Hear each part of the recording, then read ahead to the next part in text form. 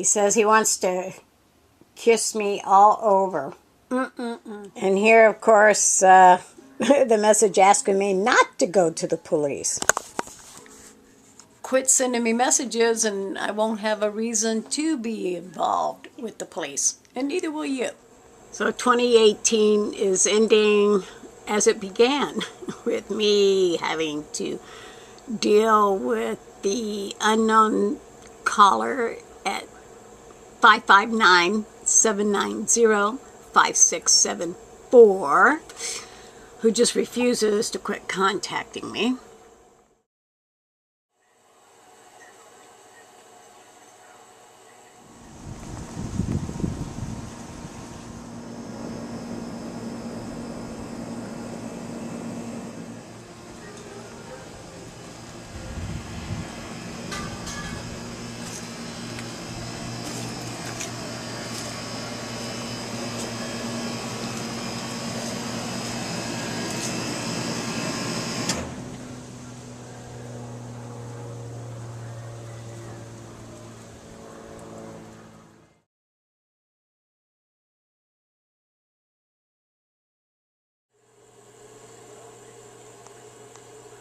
Calling on behalf of Linda Crossno. She is applying for an elder restraining order. It's going to be in court tomorrow, Thursday, the 31st of May, 11:30 a.m., courtroom 33. You do not have to come. The judge grants or denies based on the paperwork, and you will be given a copy of everything that 10:14 p.m.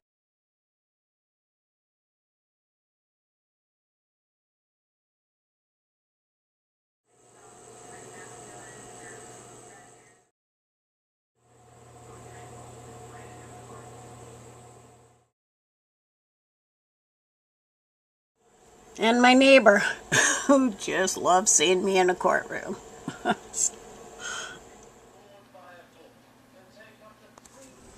Yeah, 2018 is definitely at this point ending pretty much on the same note it began on. You know, I've been dealing with the unknown caller for a year now.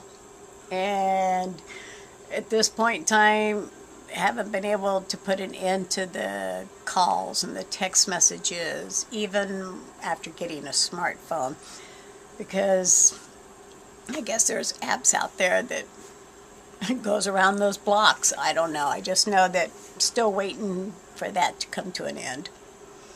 And, you know, short of having to change my phone number, I mean, basically that's what the police are telling me, that that's my best option, to change my phone number. Well, you know, I can't change my... I can maybe change my number, cell phone number, but I can't change my work number. I can't change the landline. And even if I do change the home and the landline, I got to change everything. You know, everything on the computer, everything on the checking account, credit cards, apps, whatever. Just check... No, I don't want to change my phone number just to stop somebody from contacting me. It just seems it would be easier just to make them stop contacting me. But, you know, and even if I were to do that, still I can't change the number at the salon. So, yeah. And then I'm also juggling, of course, my neighbor, who for the last year has been hell-bent on causing me grief, from the very beginning of destroying my fence. And then, you know, she broke the law when she destroyed my fence, but didn't get arrested. And I had to take her to court, and I did, and I won. I prevailed. Yay me. But then I learned that in the justice system that the defendant gets a second bite of the apple. Because, you know, they get a second bite of the apple. The plaintiff gets no say-so in the matter. And that the defendant can also ask for continuances and extensions and everything else.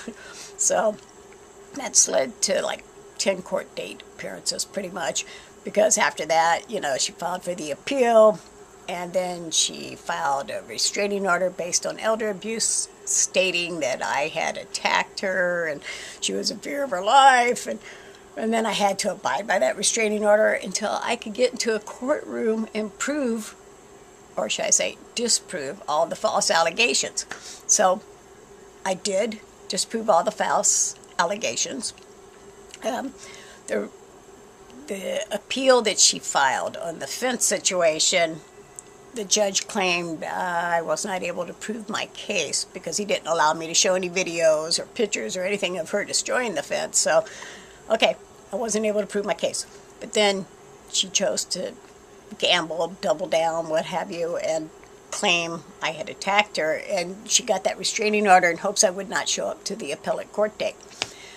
So, fast forward, here we are in October, and I'm suing again to try and recover some money from, all the attorney fees and all the other monies I had to spend disproving all the false allegations.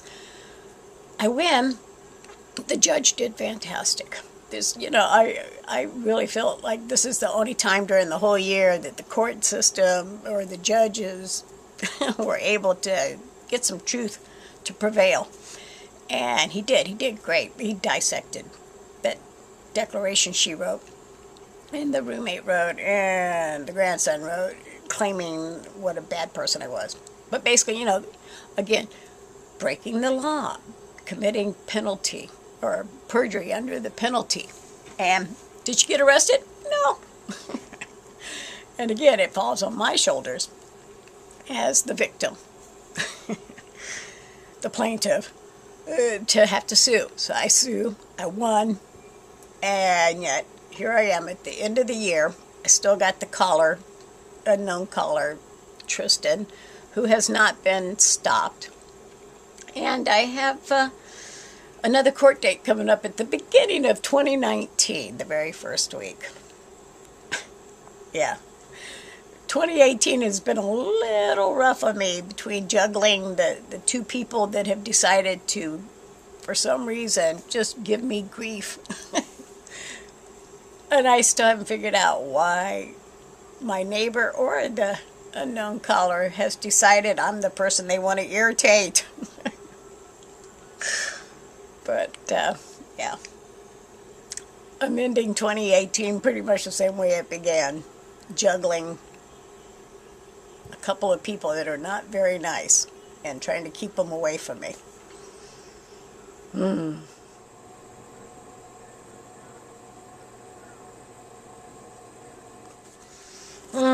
So yes, 2018 is definitely appearing to end on the same note that it began on. And I'm eating a few more snacks.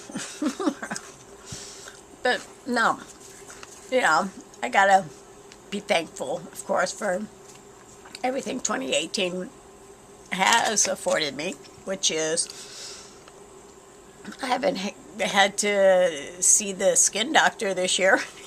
Yeah, no skin cancer diagnosis this year. Yay! My health has been good, so yay! And when it comes down to it, your health is the most important thing, right? So, no complaints regarding the health. Just the human cancer I'm dealing with.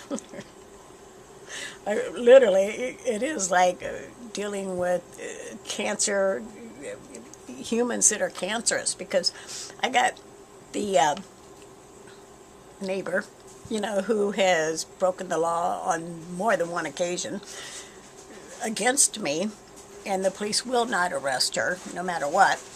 And, but I'm required to keep going to court to try and seek that restitution.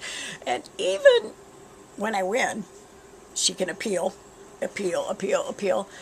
And even if I ultimately win this battle against my neighbor who has caused me such grief, she's not really going to be forced to pay me the money anyway.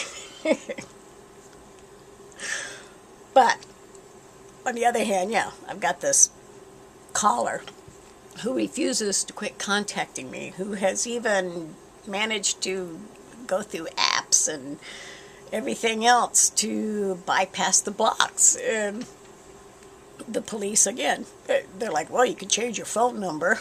I'm like, yeah, it's always what I, the victim, can do to change the situation. Not, I mean, it seems to me that the police are supposed to serve and protect, not make you feel like, it's all your fault that you got a phone. You need to change your number, or, you picked the wrong neighbor. You need to move. Really, I guess I'm not expecting that type of reaction from the police department, much less expecting that the court system, rewards the criminal, the defendants, by giving them the ability to appeal, and get extensions and postponements, and at the very end, let's go ahead and file a bankruptcy or whatever. The justice system, it's got quite the flaw. And so far in this last year, I've noticed that us peon humans who are dealing with the idiots out there, the bad seeds, the people that just like to cause grief, that they definitely have the upper hand.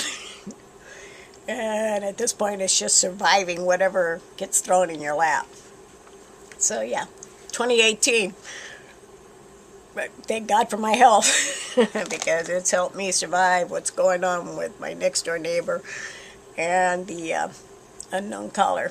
But I am hoping that even though 2018 is ending on the same note it began on, that the first month of 2019, I start to see an ending to everything that has been happening in 2018 with my neighbor and the caller. I'm hopeful, right? You gotta stay hopeful.